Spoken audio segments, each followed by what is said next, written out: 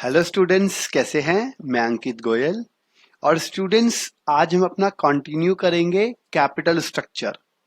मैंने आपको last class में बताया था कि हम लोग कैपिटल स्ट्रक्चर कैसे और कैपिटल स्ट्रक्चर के अंदर कौन कौन सी अप्रोचेस होती हैं, और आज हम उसी को कंटिन्यू करेंगे। और लास्ट क्लास के अंदर मैंने आपको एक क्वेश्चन भी कराया था और उसमें बताया था कि हम अपनी फर्म को कैसे चूज करते हैं अगर मुझे अलग अलग कैपिटल स्ट्रक्चर गिवन होते हैं, या फिर अगर हमें बोला जाए कि अगर आपके पास अलग अलग 2 3 4 5 प्रपोजल्स हैं और आप बताइए कि आपके लिए कौन सा प्रपोजल बेस्ट है।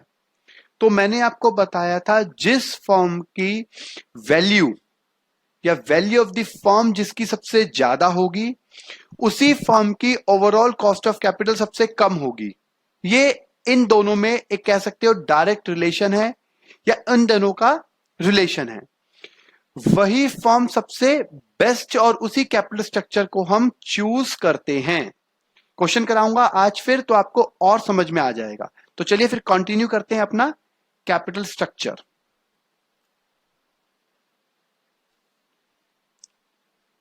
मैंने बताया है चैप्टर है ये हमारे पास 8th।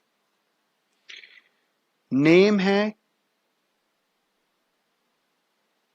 Capital structure.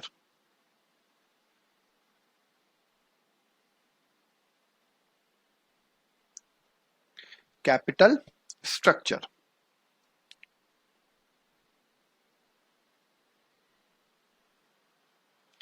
जिसको बुक में मैं फिर बता रहा हूं leverage cost of capital and value of the firm के नाम से बताया गया है। जिसको बुक में leverage cost of capital and value of the firm के नाम से बताया गया है। इसको हम कैपिटल स्ट्रक्चर ही बोलते हैं, ये याद रखना।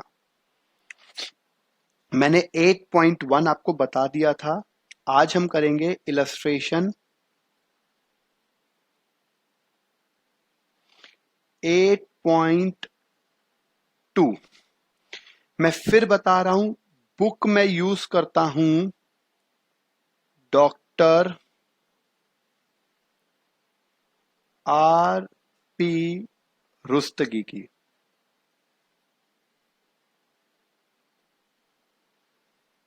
और आपके कॉलेज में भी यही बुक यूज की जा रही होगी, ये मुझे पता है, या नॉर्मली यही बुक यूज की जाती है। चलिए अब हम आगे चलते हैं। अगर मैं पेज नंबर की बात करूं तो वो है 224 पर मेरी बुक में। आपकी बुक में हो सकता है कुछ और हो, तो टेंशन नहीं, मैं आपको हर क्वेश्चन को कराने से पहले क्वेश्चन भी जरूर दिखाता हूं। देखिए इसके अंदर क्वेश्चन में, अच्छा यहां पर मैंने देखो पहले ही हाईलाइट किया हुआ है। ये जो पॉइंट है ना, ये क्या क्यों है और क्या इसका बेनिफिट है, ये मैं आपको बताऊंगा। चलिए देखते हैं। A B C and P Q R belonging to a risk class where equity, याद रखना मेंशन है इक्विटी, इसलिए मैंने इस इक्विटी को स्पेशली हाईलाइट किया हुआ है। Equity capitalisation of 10% is considered appropriate. याद रखना इक्विटी का मतलब हो गया के ई। अगर मुझे क्वेश्चन में बोला गया है इक्विटी कैपिटलाइजेशन रेट, तो इसका मतलब वो के ई होता है। और अगर मुझे क्वेश्चन में सिर्फ बोला जाता कि एप्रोप्रिएट कैपिटलाइजेशन रेट, इक्विटी नहीं बोला जाता, तो वो के ओ बन जाता। ये याद रखना है आपने, ठीक है। अभी उसका क्वेश्चन आएगा तो वो भी बताऊंगा। ABC has raised 50 lakh rupees while PQR Limited raised 70 lakh rupees by issue of 9% debt. मतलब मेरी कंपनी ABC है, उसने 50 लाख रुपीस का डेट रेस किया, और एक PQR कंपनी है जिसने 70 लाख रुपीस का डेट रेस किया है 9% पर। Find the value of the two firms applying NI approach given that both firm is expecting operating profit. याद रखना ऑपरेटिंग प्रॉफिट को ही हम अपना EBIT बोलते हैं, ये मैं आपको बता चुका हूं। Also find out their overall cost of capital, और ओवरऑल कॉस्ट ऑफ कैपिटल का मतलब हो गया KO। देखिए मैंने आपको बताया था, अगर आप यहां पे देखेंगे कि EBIT को ही हम अपना ऑपरेटिंग प्रॉफिट भी बोलते हैं, ये मैं आपको लास्ट क्लास में बता चुका हूं, ठीक है। और ये मैंने आपको लास्ट क्लास में क्वेश्चन कराया था, बट कोई बात नहीं, हम आगे की बात करते हैं। अब हम यहां पर दो फॉर्म बोले गए हैं, तो इसका मतलब प्रपोजल्स हैं मेरे पास दो।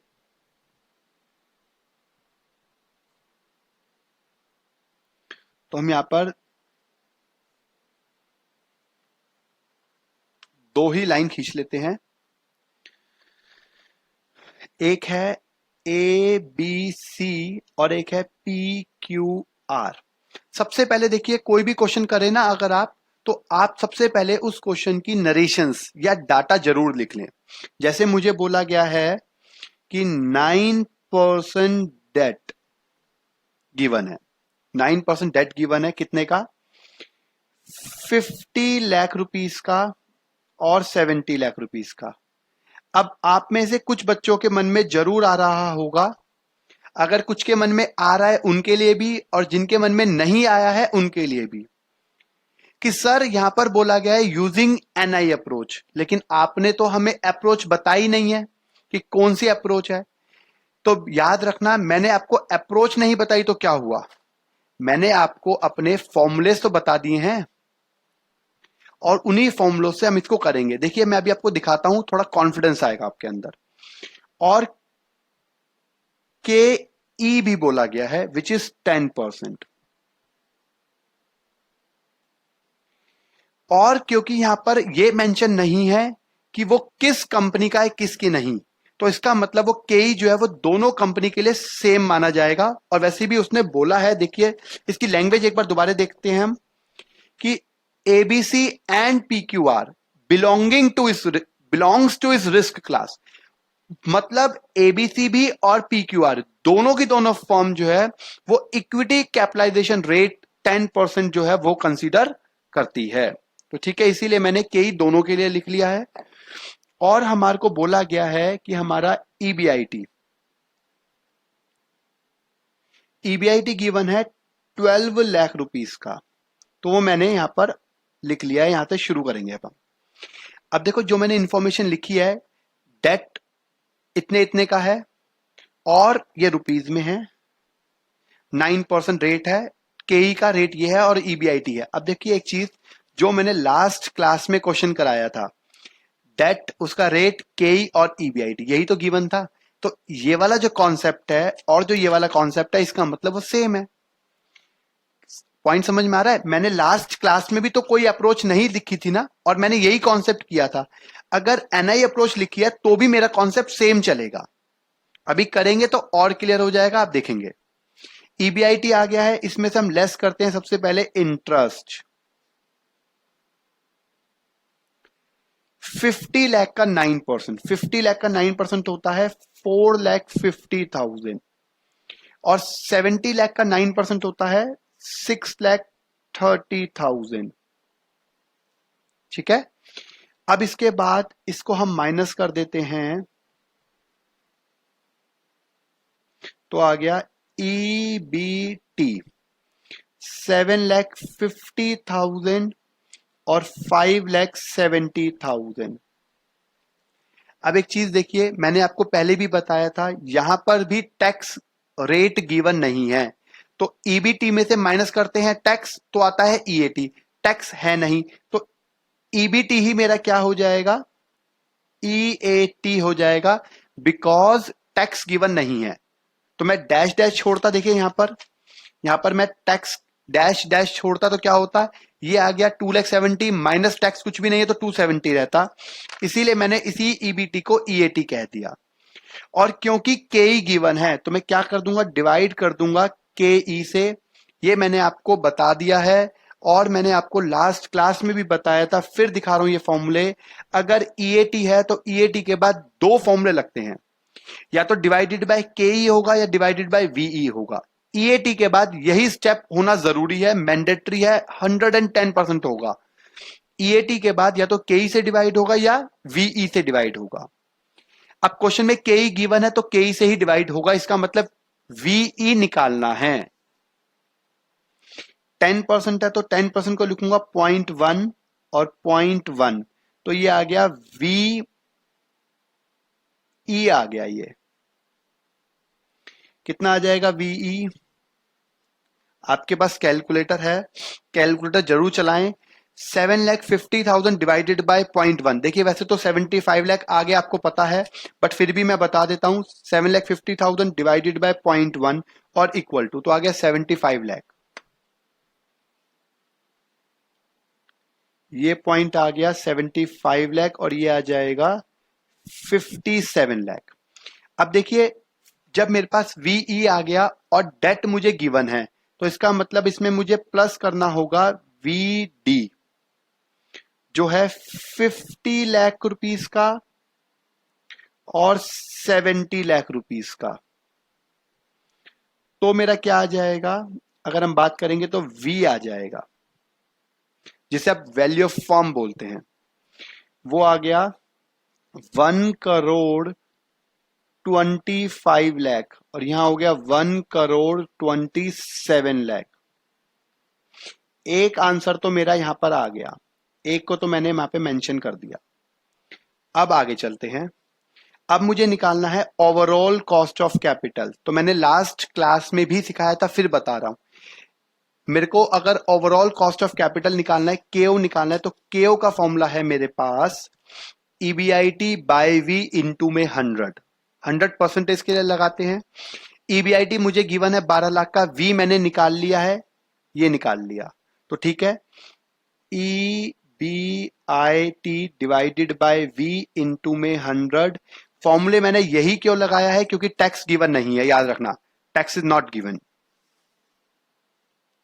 तो यहां पर हो जाएगा, अगर मैं अप्लाई करूंगा तो 12 लाख डिवाइडेड बाय 1,25 लाख और इनटू में 100।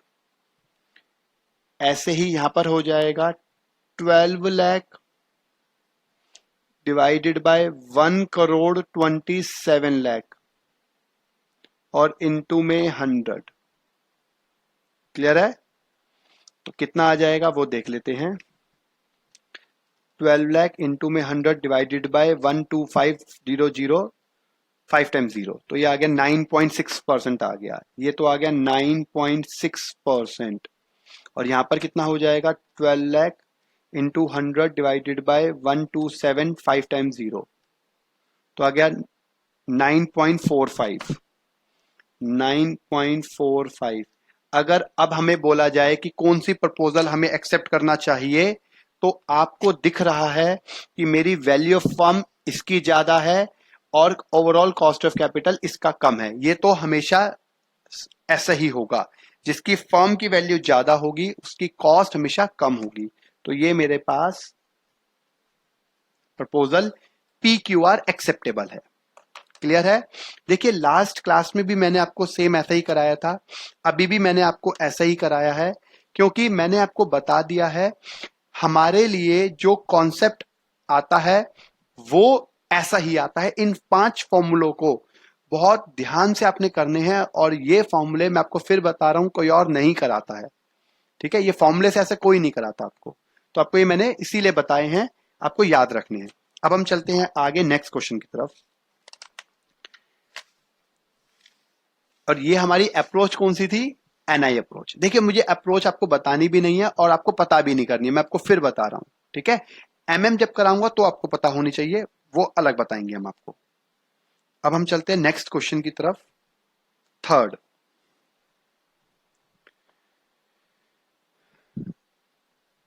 देखिए यहां पे सेकंड हमने कर लिया, फर्स्ट हमने कर लिया, अब हम थर्ड क्वेश्चन की तरफ चलते हैं। XYZ Limited has issued 8% debentures of rupees 3 crore. It has operating profit of rupees 50 lakh, मतलब EBIT हो गया 50 लाख का। It's belong to a risk class where the appropriate capitalization rate is 10%. Appropriate capitalization rate, याद रखना यहां पे कहीं पे भी इक्विटी का नाम नहीं लिया गया है, तो इसका मतलब ये क्या है? KO है, ओवरऑल कॉस्ट ऑफ कैपिटल है। ठीक है, अगर इक्विटी का नाम नहीं लिया गया है, इसलिए मार्क किया हुआ याद रखना, हाईलाइट, क्योंकि इक्विटी मेंशन नहीं है, तो KO है ये हमारा कंपनी का पूरी पूरी फर्म की जो एवरेज कॉस्ट आती है वो 10% की आती है। यहां पर मुझे इसका मतलब KE निकालने को बोलेंगे या मुझे निकालना होगा, ठीक है ना। Find out the value of firm, value of firm तो निकालनी ही है, एंड इक्विटी कैपिटलाइजेशन रेट, आपको इक्विटी कैपिटलाइजेशन रेट भी निकालने को बोला है। अप्लाइंग NOI अप्रोच, याद रखना NOI, net operating income approach. What would be happen if the firm increase date of ₹4 crore. अगर मेरा डेट 3 करोड़ से 4 करोड़ हो जाएगा तो क्या होगा? तो ठीक है, दो केस बना लेंगे हम, एक 3 करोड़ का, एक 4 करोड़ का। अच्छा, ये कौन सी अप्रोच है? NOI। और मैंने NOI में लिखा भी था कि हमारे को KO गिवन होता है। देखिए मैं आपको दिखाता हूं पहले वो,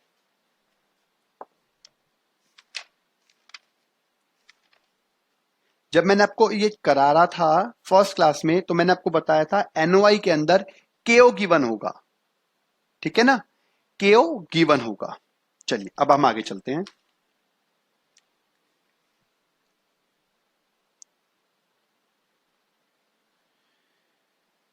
ये है इलस्ट्रेशन नंबर 8.3 और पेज नंबर ये है, अगर हम बात करें पेज नंबर है 224 मेरी बुक में। अगर किसी की बुक में ये क्वेश्चन नहीं भी है तो उसको टेंशन लेने की जरूरत नहीं है। क्वेश्चन मैं आपको दिखाता हूं, वहां पर वीडियो को पॉज करें या उसका स्क्रीनशॉट ले लें, आपका क्वेश्चन आपके पास आ जाएगा, या लिख लें उस क्वेश्चन को। ठीक है, ज्यादा बड़े क्वेश्चन नहीं है, आप लिख भी सकते हैं। प्रपोजल्स है मेरे पास 2, तो ठीक है, मैंने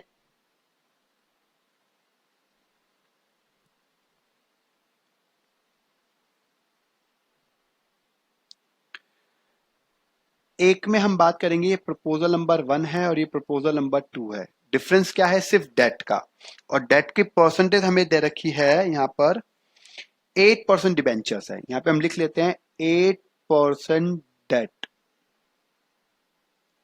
8% डेट है। यहां पर दे रखा है 3 करोड़ रुपीस का और यहां पर 4 करोड़ रुपीस का, ठीक है। और KO गिवन है, ओवरऑल कॉस्ट ऑफ कैपिटल वो है 10% और 10%, 10% और 10% वो हमें दे रखा है। अब देखिए, अगर मैं यहां पे बात करूं EBIT की, तो क्वेश्चन में मुझे EBIT भी गिवन है, वो है 50 लाख रुपीस का।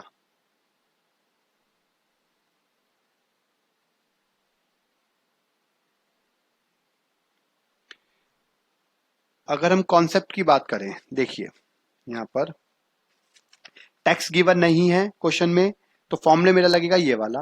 अब एक चीज यहां पे याद याद रखना,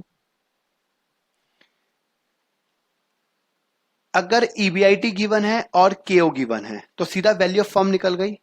देखेंगे अगर आप, ये EBIT है, मुझे पता है 50 लाख, और KO भी मुझे पता है 10%, तो सीधा वैल्यू ऑफ फर्म निकल गई। फॉर्मूला देखेंगे ये वाला, तो NOI अप्रोच के अंदर सबसे जल्दी क्वेश्चन सॉल्व हो जाता है, क्योंकि EBIT गिवन है और KO गिवन है। तो सीधा अगर मैं इसको डिवाइड कर दूं KO से, तो वैल्यू ऑफ फर्म निकल जाएगी ना। तो इसका मतलब 0.1 और 0.1, तो क्या आ गया आप देखेंगे 5 करोड़, क्या आ जाएगा मेरे पास? वैल्यू ऑफ फर्म आ जाएगी 5 करोड़। क्या आ गया मेरा? Value of firm. अब एक चीज और यहां पे देखना, यहां पे देखो, वैल्यू ऑफ फर्म मुझे निकल गई मेरी, वैल्यू ऑफ डेट मुझे निकालना, मुझे वैल्यू ऑफ डेट मुझे गिवन है, तो वैल्यू ऑफ इक्विटी निकल जाएगी। अगर मैं इसको यहां ले जाऊंगा तो माइनस हो जाएगा, value of debt plus value of equity is equal to value of firm. Value of firm मुझे पता है, वैल्यू ऑफ डेट मुझे पता है, 3 करोड़ और 4 करोड़। अगर ये मैं इधर लेके जाऊंगा तो value of firm minus value of debt is equal to value of equity हो जाएगा। समझ में आ गया? तो अगर मैं यहां से लिख दूं, माइनस कर दूं वैल्यू ऑफ डेट जो है 3 करोड़ और 4 करोड़, इसको मैं VD भी बोल सकता हूं, याद रखना। तो ये हो जाएगा value of equity which is 2 crore and 1 crore.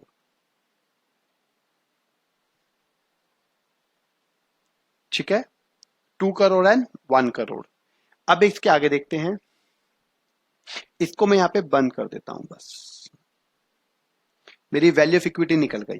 अब इसके बाद हमारे को दोबारा ईबीआईटी से चलना पड़ेगा, क्योंकि मुझे ईएटी पर जाना है, क्योंकि मुझे वैल्यू ऑफ इक्विटी निकालना है। और वैल्यू ऑफ इक्विटी निकालने के लिए मेरा फॉर्मूला क्या होता है? वैल्यू ऑफ इक्विटी का एक ही फॉर्मूला है, EAT divided by value of equity into में 100। वैल्यू ऑफ इक्विटी आ गया, ईएटी में कॉन्सेप्ट से निकाल लूंगा, फॉर्मूला लगा दूंगा।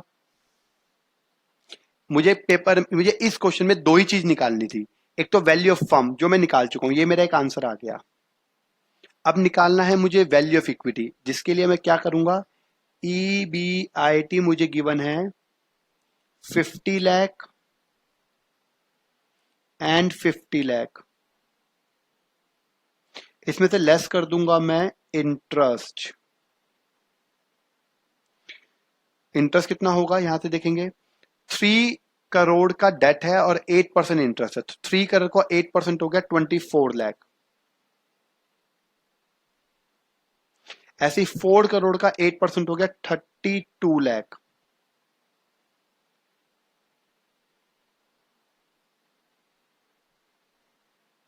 तो ये हो जाएगा 26 लाख और 18 लाख।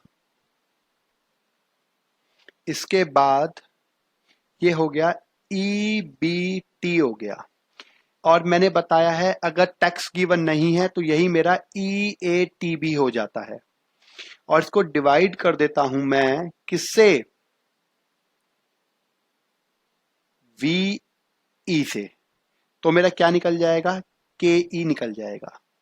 ठीक है, अब वी से कैसे निकालते हैं, क्योंकि वीए का फॉर्मूला होता है ईएटी डिवाइडेड बाय वीई और इनटू में 100। याद रखना, ये फॉर्मूला हमने यहां पे लगाते हैं। तो अब लगा सकते हैं, ये क्या है आपके पास, ईएटी आ गया और वी की वैल्यू 2 करोड़ है इनटू में 100। तो यहां पे लिख के बता देता हूं मैं, चाहे वीई है मेरे पास, यहाँ पर 2 करोड़ है और यहाँ पर 1 करोड़ है, और इनटू में 100 हम लगा ही देंगे। तो 26 लाख इनटू में 100 डिवाइडेड बाय 2 करोड़, यहाँ पे देखेंगे 26 लाख इनटू में 100 डिवाइडेड बाय 2 करोड़ कितना आ गया, 13% आ गया। तो फर्स्ट वाले का आ गया 13% और सेकंड वाले का आ गया 18%, क्योंकि ठीक है यहाँ पे 1 करोड़। ठीक है ना, ये हमारे पास आ गया।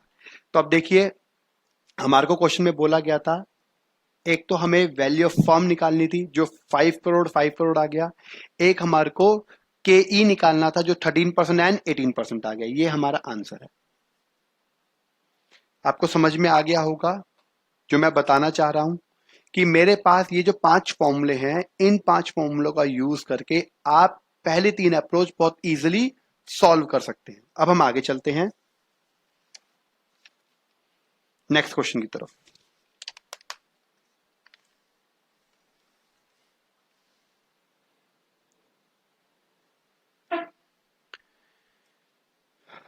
Illustration number 8.4,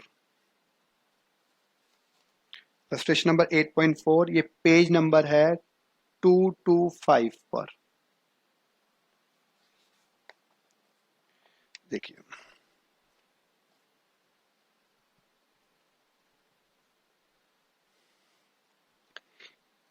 RST Limited belongs to a risk class where the appropriate equity capitalization rate, याद रखना मेंशन क्या है दोबारा यहां पर, इक्विटी। यहां पर ये आ गया इक्विटी। इक्विटी कैपिटलाइजेशन रेट कितना है, 20% का। It has annual operating profit of ₹12 lakh. Operating profit का मतलब होता है EBIT, and has issued 12.5% debentures of rupees 35 lakh. Find out value of firm and overall cost of capital. जो मैंने क्वेश्चन नंबर सेकंड किया था, जो मैंने क्वेश्चन नंबर फर्स्ट किया था, बिल्कुल सेम कॉन्सेप्ट है. ये क्वेश्चन वैसे आपको करना चाहिए, बट कोई बात नहीं, मैं करा रहा हूं. आप मेरे करने से पहले भी कर सकते हैं, साथ साथ भी कर सकते हैं, और जब प्रैक्टिस करेंगे तो बाद में भी कर सकते हैं. What would be the position if the debt is raise to 50 lakh. मतलब एक में डेट मुझे लेना है 35 लाख का और एक में लेना है 50 लाख का. दो केस हैं, चलिए कोई बात नहीं.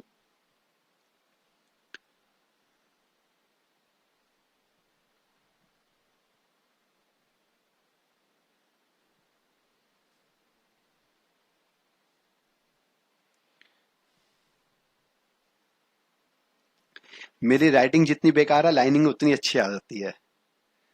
कई बच्चे सोच रहे होंगे सर आपकी लाइन बड़ी अच्छी आ रही है. बस लाइन ही अच्छी आती है, बट राइटिंग तो आप देख ही रहे हैं कितनी अच्छी है. कोई बात नहीं, राइटिंग से कोई काम नहीं करना मुझे. देखेंगे फर्स्ट और सेकंड दो प्रपोजल्स हैं मेरे पास. यहां पर है 12.5%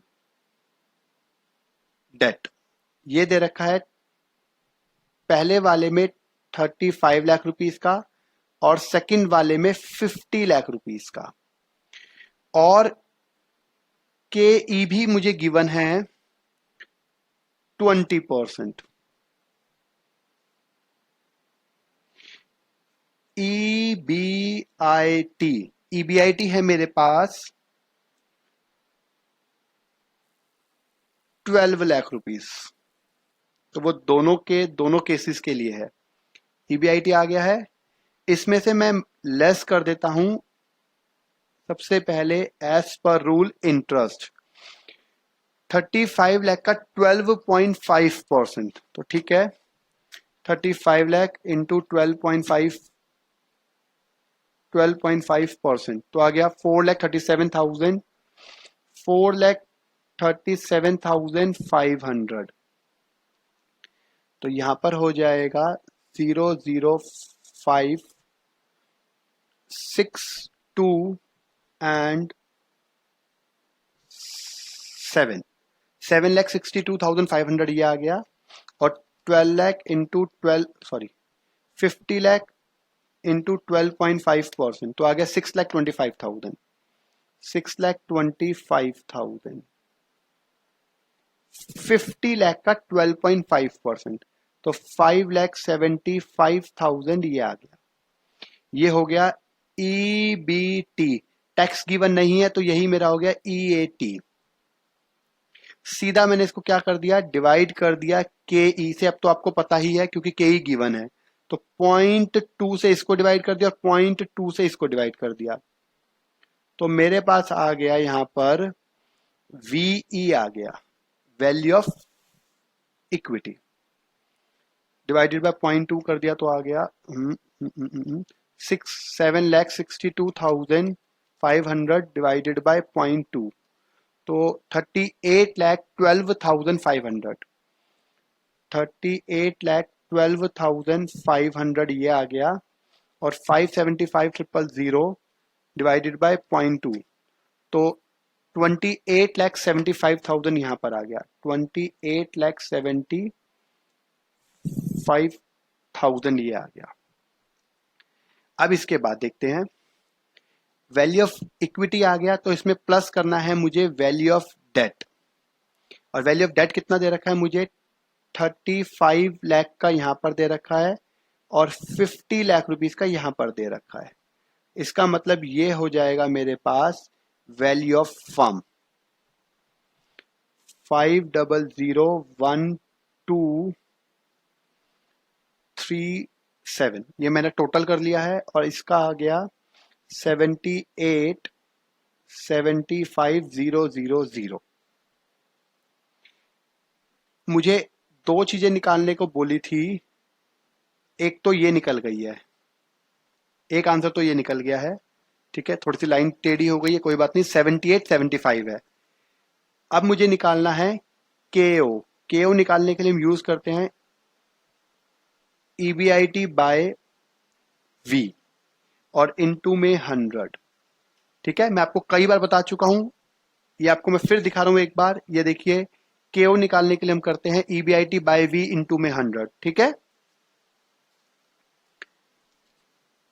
अब यहां पर क्या होगा वो देखते हैं।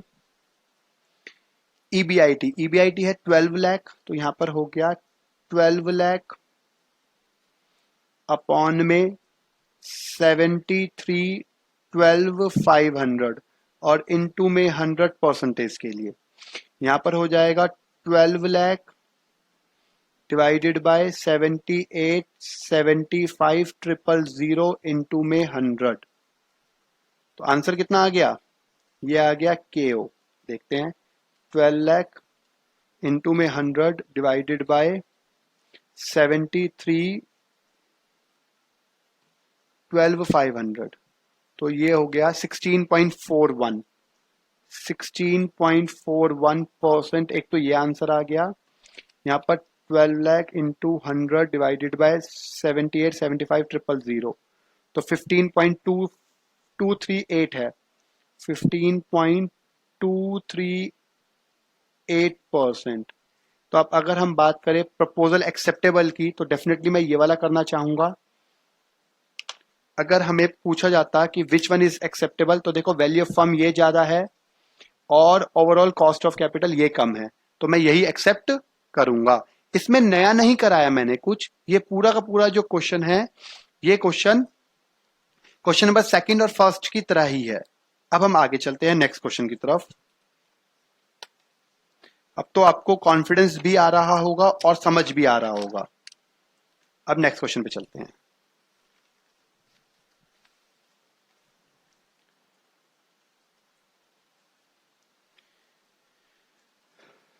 देखिए, अब है हमारे पास इलस्ट्रेशन 8.5 और पेज नंबर है ये मेरे पास 225 पर ही। और ये मैं आपको दिखा देता हूं, ये क्वेश्चन हमारे, याद रखना, 2010 में आ चुका है। मैं यहाँ पे इसे हाईलाइट कर रहा हूं इसीलिए क्योंकि 2010 में आया है। क्वेश्चन देखेंगे, इस क्वेश्चन को करने के बाद अब आपको बहुत अच्छा वाला कॉन्फिडेंस आ जाएगा। 2010 आप देख सकते हैं। चलिए क्वेश्चन देखते हैं। ABC Limited and PQR Limited belonging to a risk class where the equity capitalization of 10%, equity mention है इसलिए मैंने हाईलाइट कर दिया। ABC Limited has raised 30 lakh rupees while PQR Limited has raised 50 lakh rupees by 7% debt. Company ABC ने 30 lakh rupees का date लिया है और PQR ने 50 लाख रुपीस का लिया है। Find out value of the two firms applying NI approach. ठीक है, और उसके बाद बोला गया है ऑपरेटिंग प्रॉफिट है 6 लाख रुपीस का, और से find out overall cost of capital. ये तो पहले वाला क्वेश्चन है, ये और ये क्वेश्चन तो बिल्कुल ही सेम हो गया। मतलब अल्टीमेटली अगर आप देखेंगे तो जैसे मैंने आपको बताया था क्वेश्चन फर्स्ट सेकंड और ये फोर्थ बिल्कुल सेम है। अब तो आपको बहुत ही इजी लग रहा होगा। अभी भी मैं ही करा रहा हूं क्वेश्चन ये आपको। मेरे पास है दो प्रपोजल्स, ये ABC और ये है PQR, और यहां पे मुझे मेंशन है 7% डेट। एक में गिवन है मुझे 30 लाख रुपीस और यहां पर गिवन है 50 लाख रुपीस, और KE भी मुझे पता है 10% और 10%। यहां पे हम बात करेंगे EBIT। EBIT है 6 लाख और 6 लाख। EBIT है 6 लाख एंड 6 लाख। इसमें से हम लेस कर देते हैं इंटरेस्ट। 30 लाख रुपीस का 7%, 30 लाख का 7% कितना हो जाएगा? 2,10,000। 50 लाख का हो जाएगा 3,50,000।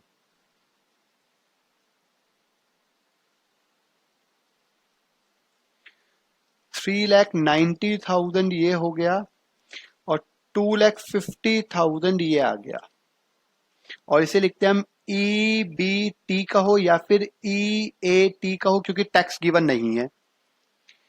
और इसको डिवाइड कर दिया मैंने KE से, विच इज 0.1 और 0.1। तो यहां पर हो गया 39 लाख और 25 लाख। इसे हम कहते हैं वैल्यू ऑफ इक्विटी। और अगर मैं इसमें ऐड कर देता हूं value of debt, value of debt कितना हो जाएगा? क्वेश्चन में गिवन है 30 लाख रुपीस का और 50 लाख रुपीस का। तो इसे कहते हैं वैल्यू ऑफ फर्म। 69 लाख और 75 लाख। एक आंसर तो ये मेरे पास आ गया।